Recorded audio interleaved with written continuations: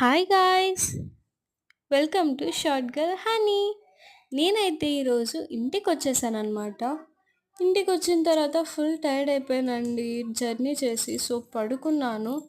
లేచిన వెంటనే నా తమ్ముడు, అక్క అక్క జీరా రైస్ చేయవా అని అడిగాడు. ఏంట్రా ఎప్పుడూ లేనిది ఈరోజు అడుగుతున్నావు నువ్వు నన్ను అని అడిగాను. అంటే వాడేమన్నాడు తెలుసా, నీ చేతి వంట మిస్ అవుతున్నాను అక్క అన్నాడు. అంతేనండి, ఇంకా తమ్ముడు అంతగా అడిగిన తర్వాత ఏ అక్కైనా చేయకుండా ఉంటుందా. సో వెంటనే కిచెన్లోకి వెళ్ళిపోయి నేనైతే ఒక సైడ్ రైస్ పెట్టుకున్నాను. ఇదైతే నా ఓన్ రెసిపీ అండి, బ్యాచిలర్ రెసిపీ. నేనైతే ఇలానే చేస్తాను. మీరు ఎలా చేస్తారో నాకు కమెంట్ చేయండి, సరేనా? సో నేనైతే రైస్ని బాయిల్ చేసుకున్న తర్వాత చల్లారి పెట్టేశాను అనమాట.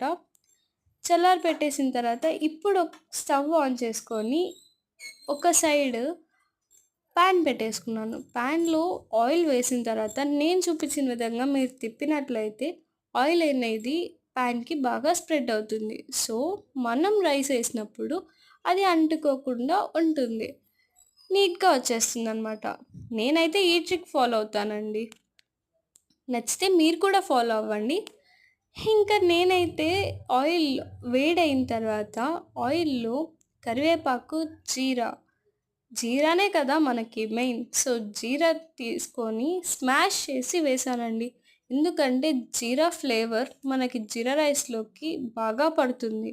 ఆయిల్లో ఫ్రై అయిందంటే ఆ స్మాష్ అయిన జీరా సూపర్గా వస్తుందండి.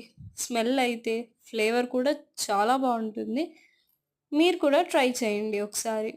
సో నేనైతే ఇలా చేస్తాను. స్మాష్ చేసిన తర్వాత దాన్ని అలా అలా కలిపేసుకోవాలి. కలిపేసుకున్న తర్వాత చల్లారి పెట్టిన రైస్ని దాంట్లోకి వేసేయాలి.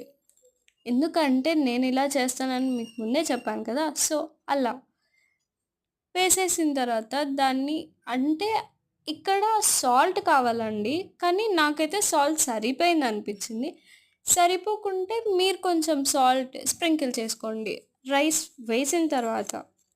ఆ తర్వాత మొత్తం ఇలా కలిపేసుకోవాలి. నాకు కలపడం రాదు, సో అలా అవుతుందన్నమాట. మీరేమనుకోవద్దండి. నేనైతే టాస్ చేస్తాను, కలిపేది సరిగ్గా రాలేదు కాబట్టి నేను టాస్ చేశాను, అది రికార్డ్ చేయలేదండి. ఇంకా మన జీరా రైస్ అయితే రెడీ అయిపోయింది. చూడండి, నేను టాస్ చేసిన తర్వాత రైస్ అయితే ఇలా వచ్చింది. సో మీరైతే జీరా రైస్ ఎలా చేస్తారో చూడండి. ఇది చేసిన తర్వాత నా తమ్ముడైతే లొట్టలేసుకొని తిన్నాడండి.